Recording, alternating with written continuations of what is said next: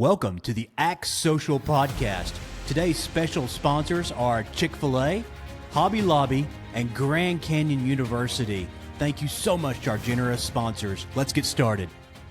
Looks like we are up, ladies and gentlemen. Thank you so very much for tuning in here. Again, I'm Shawn Whitson, the CEO, founder with ActsSocial, and our podcast that we have started because we always run into such interesting people who are in ministry, and it's really neat stories to hear how God has worked through their life and how He has formed them and morphed them into exactly what they're doing right now is always really interesting to hear. And today is absolutely no different. I have Miss Jo Galvin here today, who I've met, and she has an awesome podcast called The Ultimate Love Letter, and just some really neat stuff that she gets to talk about. And she's really pushing the help out to people through the words that she's bringing out there. So, Jo, I want to welcome you to the ActsSocial Podcast. Thanks for coming on. Oh my gosh, thank you so much for having me, Shawn. Super excited. You bet. So we talked the other day, and God's really done a lot of stuff in your life, and how He's really brought you to where you're at right now. Would you like to? I guess we could just dig in. We can tell the audience exactly, how life has been for you over the years. Yeah. Well, life today is incredibly beautiful. It's been incredibly playful, although it took a lot of bravery to step into this playfulness.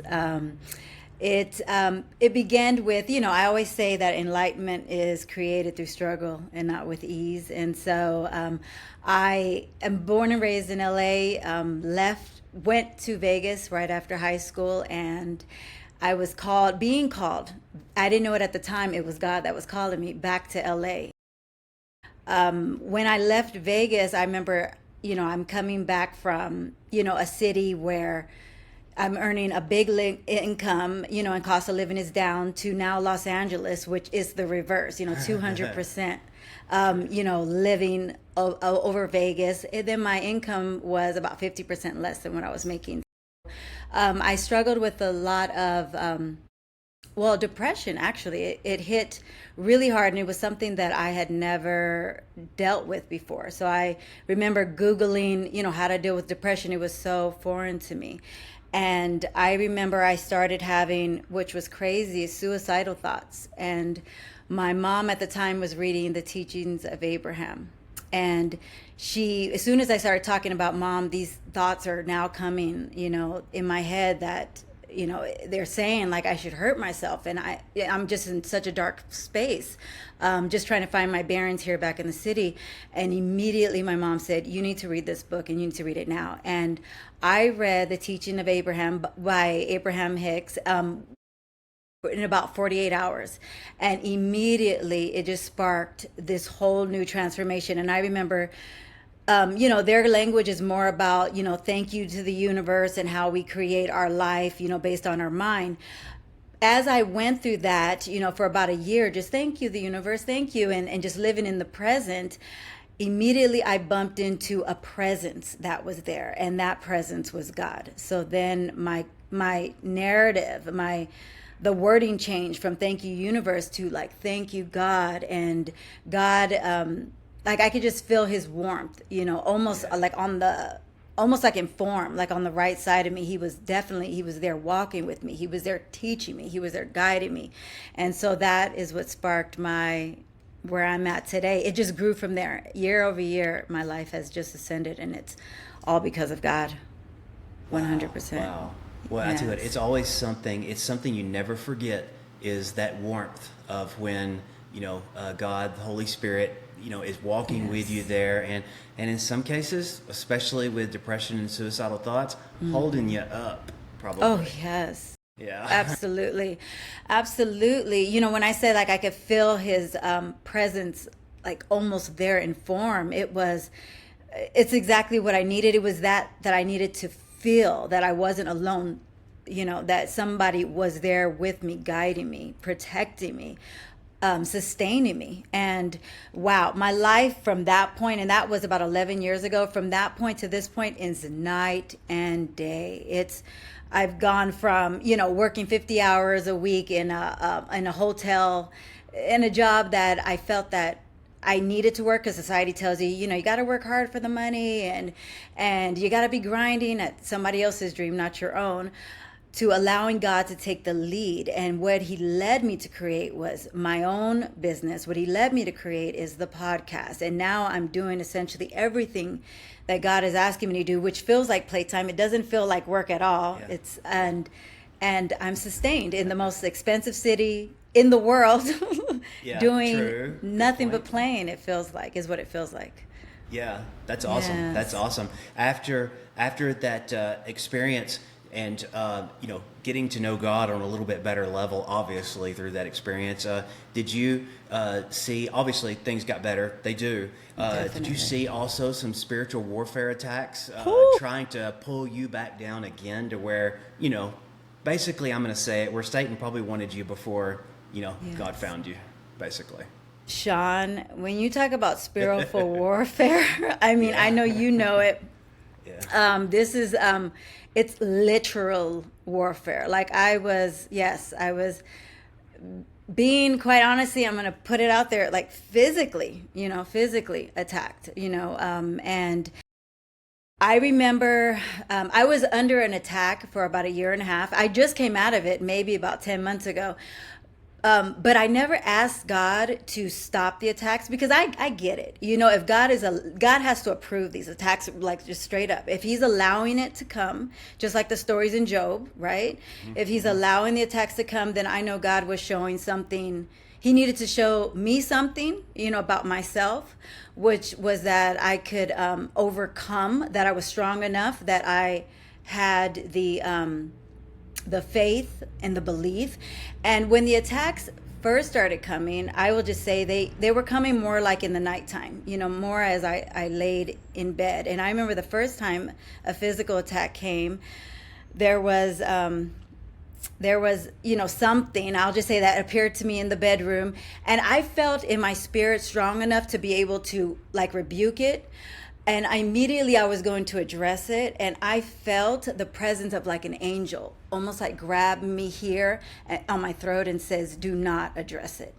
And immediately then I just started laughing. I just laughed in this being's face. And I remember after, the morning, the sun came up and I started sitting with it. I thought, you know what, that's true. I'm not supposed to address these things. And so night over night, or, it went on for about a year and a half, and I just took it until one night it became too much. And I finally reached out to God and I said, okay, God, enough, enough.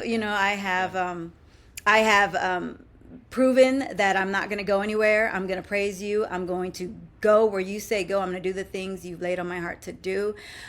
We can end these attacks now. And right. They have ended that day. That very day they ended. And but so yeah, when we talk about spiritual warfare, it's quite literally physical, and it can be not only mentally, but it was very real for me for a while. Yes. Absolutely. And it does feel really real, because it is real. Spiritual warfare is a thing, and people can say what they want to, but until you've walked with God close enough to really get attacked that hard, then you don't really understand it until you go through it. So wow, bless your heart for going through that, and that's a long time to be able to put up with that as well. My gosh, it was. And I shared it with my mother and friends, and and of course my mother will come and stay with me, and I'm like that's gonna stop the attacks. I'm doing God's work, so and so I have to prove it to myself, and I have a powerful testimony.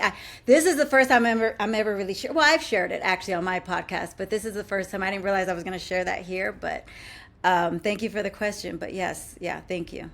I'm a warrior with God by my side. Yeah. When you were going through that, had you already started your podcast that you're doing now, or did you start it kind of after? Yeah, I was, God had already told me podcasting was in my future. So I was just barely beginning it. So, right on time, right? Of course, attacks are going to come when you're trying to do God's work. Exactly. But I will say, I never felt any real danger because I understand. I stuck to what we learned in Job, that, how God says, have you considered my servant Job? And so I really just felt like that was God with me. Consider my servant Joe. And so I just said, bring it on. It's going to make me stronger. And I'm going to have a heck of a testimony afterwards. And look at God. I certainly do.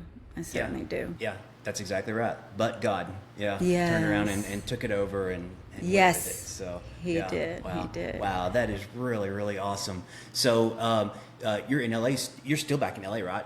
I am now. Right. Okay. Yes. Okay. Wanted to make sure. Did you? What did any of this have any kind of? It's kind of a silly question. Any kind of effect on how you do your podcast and what what you talk about on the podcast and things like that? I know that's kind of an obvious answer, but does it kind of help morph with, what you talk about on the podcast or guests when you have them on, things like that? Yeah, no, definitely. I knew I was going through the experience because God was serving up a testimony. And so I shared it when I was led to, and to my surprise, but not surprise, of course, people reached me. Friends and family who really didn't know what was going on. I remember them calling me and saying, where are you at right now? Like, I want to hear more of this in person. A lot of people didn't understand that, for one, I was going through that and what it really looks like. We talk about spiritual warfare. That can show up any kind of ways, right? Blockages, mind attacks. But to actually be, something physical happening to you, that was a whole nother level. And so, yes, it did change the way it brought more of a bravery, if you will, to the way, I podcast, and I'm just, as you are too, Shawn, just an open book, whatever God puts on my heart. And it's always the experiences I'm going through. I'm being led to share them. So definitely it has changed the way I podcast for sure. Absolutely. Absolutely. Well, tell us just a little bit about your podcast, The Ultimate Love Letter. How did you come up with that name? I like the name. God did. Yeah. God gave it to me. So about 2 years ago, God was sending me to the Maldives to connect with me to the wildlife in the ocean. And I remember a week before I was leaving, God dropped that name in my head and he said, The Ultimate Love Letter. And I knew that he just, I knew he was giving me a name, and he actually said, this is a name you're going to do my works under. And at that time, I didn't think I was doing any works. I was still working, or I started my own business, but I certainly didn't have the podcast in mind or anything, but God was already preparing me. He says, this is the work you're going to do. This is the name you're going to do my works under. And so I kept it. I started an Instagram and an online blog for it, but I still didn't know what I was going to be doing. And so what I realized is everything he was showing me in the Maldives about marine life and living in harmony with all of life, not only, human life, but the weather, the animals, insects, everything. We're meant to live in life in harmony with all of it.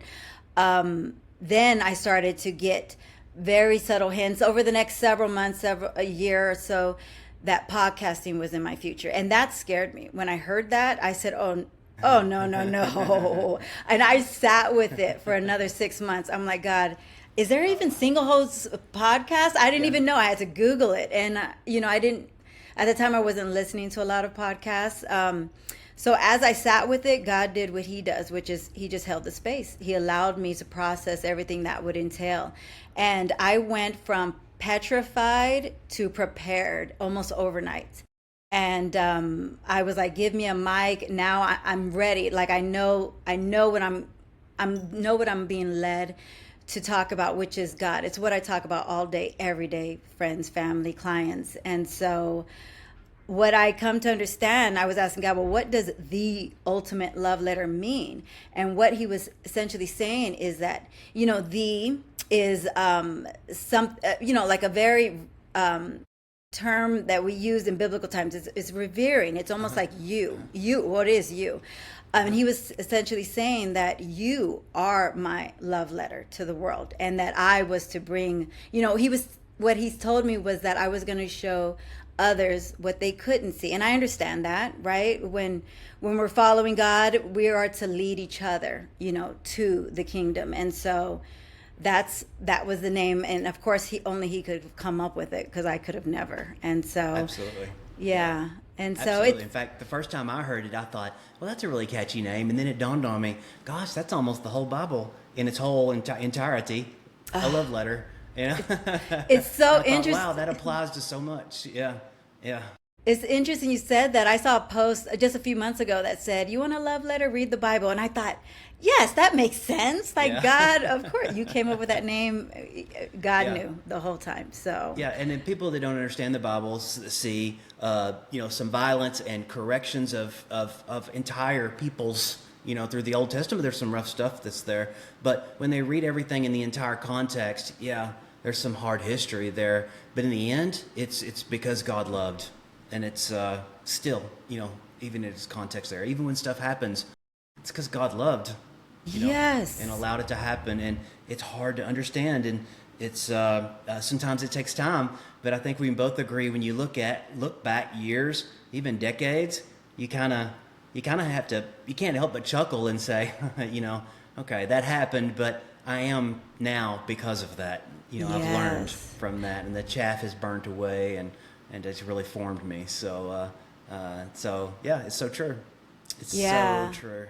I often ask, or thank God, I say, thank you for not allowing me to take any shortcuts. Like, the long way, the hard way has been the most beautiful. And really, he's trying to give us an adventure, right? Like, in the becoming, like, there's no destination. He wants to make the journey the best part. So, just like nature and everything in life has its seasons, so do we. We're no different. And so, and it's relaxing in that, for sure, that knowing.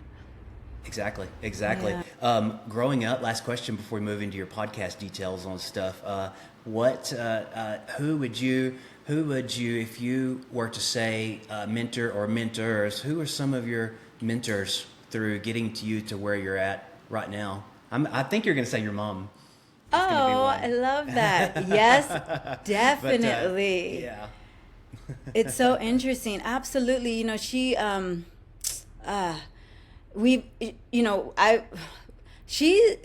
always tell her that she's so hard on herself, like mothers are, and, worrying about their children.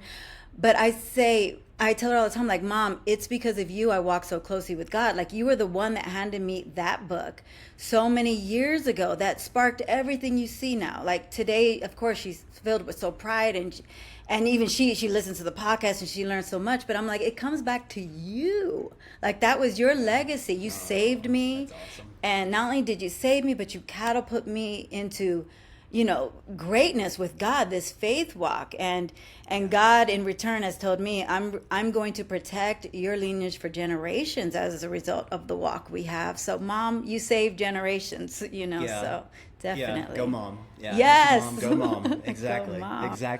Exactly right. Well, tell us, how often, do you have somewhat of a schedule on your podcast when you released episodes and things like that? Yes. We release twice a week, every Tuesday and Friday. And that's pretty busy. Yeah.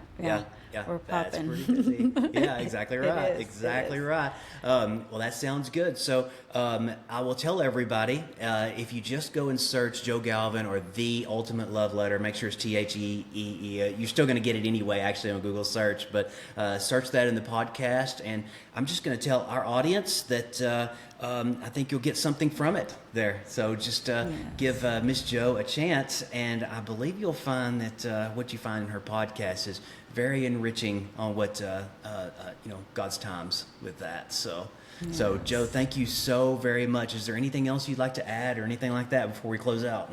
Oh my gosh, I just want to say thank you so much, Shawn. I love that everything you're doing. I am such a fan. Yes, with ActsSocial, and it's an honor to have chatted with you today.